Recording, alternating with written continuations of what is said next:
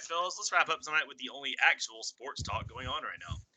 NFL teams have exercised a slew of franchise tags over the last few days. The Broncos have locked up Justin Simmons, expecting to reach a long-term deal. The Chargers looking to evaluate Hunter Henry some more with a tag after some injury-prone seasons. The Jags and Ravens also tagged Yannick, Ngakoue, and Matthew Judon, respectively, with those players possibly less likely to sign a long-term deal. All right, Jay, among these guys that have been tagged so far, who is most valuable to his team? Well, first off, I just want to say, got no real gripe with any of these franchise tags. I think each of these guys, they bring a certain thing to their team, and they all got a whole lot of value. I would say Hunter Henry, he got a little Anthony Davis in him. He a little fragile. I'm amazed that he's hadn't missed more games than what he has. That 2018 season, torn ACL. He's never played a full 16-game season. Hopefully he can stay healthy next season, and they get a real good return on that investment with this franchise tag. I'm gonna go out to the Ravens though and talk about Matthew Judon. This is a guy who last season had a career season, 9.5 sacks, made the Pro Bowl, and when you compare him and Yannick Ngakoue, on the surface, you can make a great argument for taking Ngakoue over Judon, but just consider this. The Ravens last season ranked 21st in sacks with 37, and nobody else on the team had more than 5. So Judon's really your only pass rusher that you have to speak of right now. And oh, by the way, you just let T. Sizzle and Zadarius Smith float on out the door last season. And we see how great Zadarius Smith was this year in Green Bay. And obviously Terrell Suggs, in the last few years of his career, so that one's certainly understandable. But they've seen a lot of talent at the edge rush position leave Baltimore. So I got to believe that's one of the things they're thinking about with putting a tag on Judon. And listen, he's averaging about 7 sacks a season in his 4-year career. And considering the lack of production they get behind him, I think it makes a lot of sense. And among these guys, I'm going to give him a slight edge when we talk about who's most valuable to his team. Oh, yeah. I'm going to take my talents on down, up to the Mile High City, and that's the Denver Broncos, for those of you that don't know. And we're going to talk about free safety Justin Simmons. And why we're going to talk about the free safety, out of the 4 guys that was officially confirmed, he's the only one that made the All-Pro team this year. Be it that it was second team, let's be real here. That's still an accomplishment. You can't sneeze at that. You talking about a guy with 289 tackles throughout his career, 11 interceptions, and just this year alone, 93 tackles and 4 interceptions, which is no Pro Bowl though. No Pro Bowl, but he's all pro. That ain't his fault that the NFL can't get that crap together. Like, that don't even make sense. How you make an all-pro team, but you don't make a Pro Bowl? Mm-hmm. I don't know. Maybe it might got lost in the emails. You know what I'm saying? That's why Spike Lee was mad. Who knows? But oh, no. But listen, here's the deal. He was an all-pro, and to me, that's a higher accomplishment than being a Pro Bowler, because, a lot of those Pro Bowlers are plug and play, and that's a fan product. So when it comes to All-Pro, that's not a fan product. That is what the NFL, that's what the coaches, that's what, media, that's what they think of that position. And they think you are one of the top 4 to 8 guys in that position, depending on how many they want to give the distinguished to. And he is one of the 4 that's been confirmed to sign the franchise tag. Now let's be another reason I think that's important, because when we think about the Broncos, what do we think about? The defense. For the last since the Peyton Manning era, we always been on the defense. The defense had carried the water year after year after year. Yes, last year was not the most favorable water carrying experience. I got it. However, they will bounce back. We seen the likes of Drew Luck give them a little spark on the offense. So once they be able to run that ball and do the pound and ground that we used to, that defense will get back together. You got your star on the back end. Your franchise tagging him. He's gonna give you one more year. Hopefully he can repeat that same success, and then you give them a long term. It's the nature of the business. Some guys deserve a long term. I wouldn't have been mad if they would have signed him long term, but you only got so much money out there. You just brought in another DB. You're going to get rid of one of your other Pro Bowl slot corners and Chris Harris. So you kind of out here. You're doing your thing. I ain't mad at you. It's a salary cap league, but I'm gonna go with Justin Simmons from the Denver Broncos. Yeah, to answer the question, I could throw in Hunter Henry as a guy that, as far as the most valuable to the team, only because you're talking about a guy that it might very well be a top 5 tight end in the league. If you would to just take his 12 games he played last year and just say he played all 16 and kind of kept the same stats up, he would have been about 5th in terms of touchdowns and total yards. That's a guy, but you got to know before you ink him to some big deal, man, can this guy stay healthy? We've seen plenty of guys that get in and they just can't get healthy and they can't stay healthy. And your best ability is your availability, man. So at the end of the day, I don't care how good you are.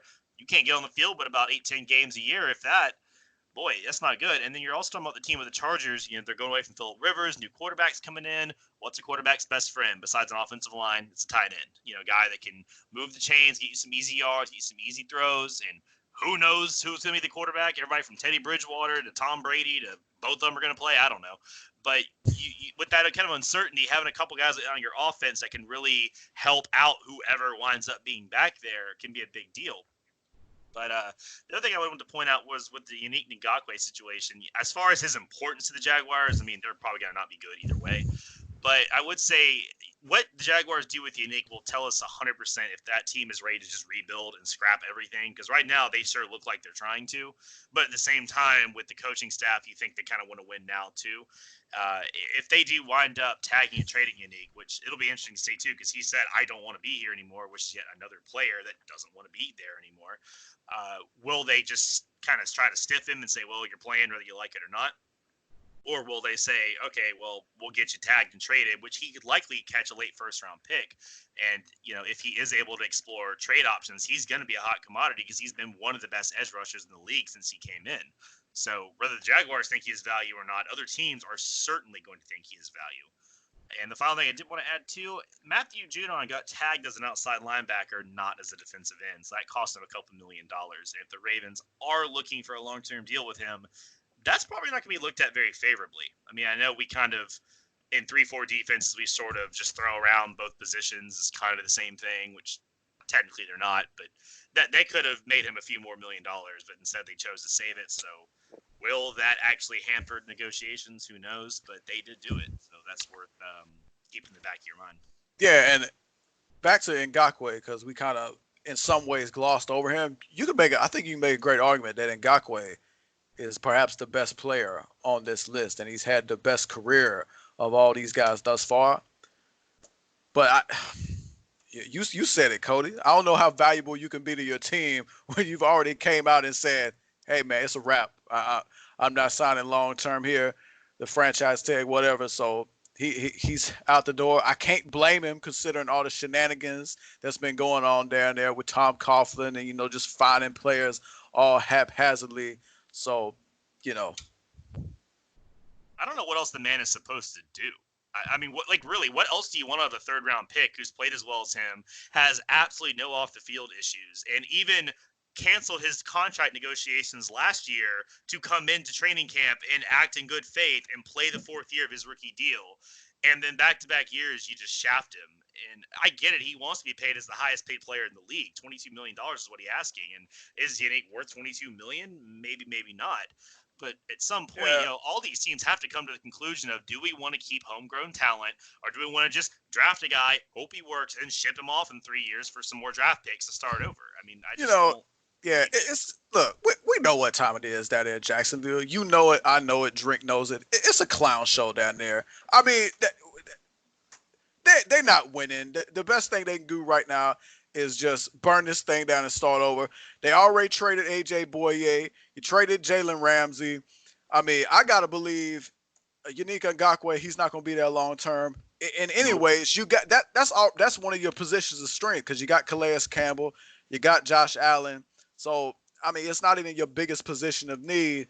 And Drink brought up a good point earlier. I don't know if he's about to get to it, but I mean, perhaps we could see a Yannick Ngakoue, Nick Foles type package thing to get, you got Ngakoue, he's a valuable commodity.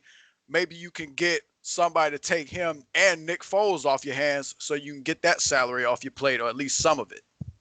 Yeah, like half of it. Look, here's how I look at it. Jacksonville trying to save some money so they can move to London. Mark my word, this team is trying to make a move overseas. And old Shao Kahn, however you say his name, the owner, he is more invested in his wrestling business than he is his NFL business at this point. He want to move it overseas. He think he's underappreciated here in Jacksonville, and now he just turned into a total slaughterhouse. I used to hate that take as somebody who lived here, but now the last 2 years, that's the only conclusion I can come to at this point. But let me ask you all this before we let it go. Not just with Yannick, he brings up a good question. I think it just kind of thought of. We saw Le'Veon Bell hold out a year or two ago over the franchise tag thing, right? Now, none of these guys look like they would hold out. Yannick would be the only guy that would probably come close, and he's only made $3 or $4 million to date. He's probably not going to turn down almost $20 million in 1 year. But do you think with what happened to Le'Veon Bell and how fast his career has just fallen off a cliff with the Jets, and to the point where now he's bowling and not going to games, do you think that's pretty much taken the whole sit out and not get franchise tagged and play? Do y'all think any players have looked at that and went, well, not doing that, even if I don't want to be here, I'd rather do that than ruin my career like he seemed to have done? Yeah, I wouldn't rule it out completely, but I do think you got to look at Le'Veon Bell and kind of keep that in the back of your mind. Yeah, Le'Veon sat out a whole year. I mean, in the end, he got a nice little contract, but I mean, on the field, it don't appear to have worked out all that well. And part of it could be the situation he wound up in, with a coach who, for some inexplicable reason, doesn't appear to know how to utilize him. So, but I'd say in the end, I wouldn't rule it out.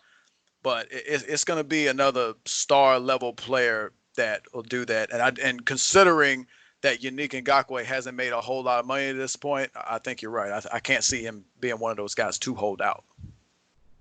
Yeah, I wouldn't necessarily say Le'Veon Bell situation. I would tell you a situation that I think that's more similar to it is the Trent Williams situation with the Redskins, where you kind of you want to be traded, you kind of don't play, you can play, but you're not away from the game. You're not away from, you're not in Miami on jet skis. You're on the team, you show up to team functions, you do what the team want, but I don't want to be here. So you still getting paid, you still training, you still staying in shape, you just not playing. So I see a lot of more players taking that route than the Le'Veon Bell, because you don't want to get out of shape. Because at the end of the day, the only way you stay in football shape is playing football. So you can't be out here doing all this other BS or pulling the Zeke Elliott going to Cabo and then come back and be demanding all this stuff. And then, like you said, you look just like Le'Veon Bell, or to a lesser extent, just like Zeke Elliott, where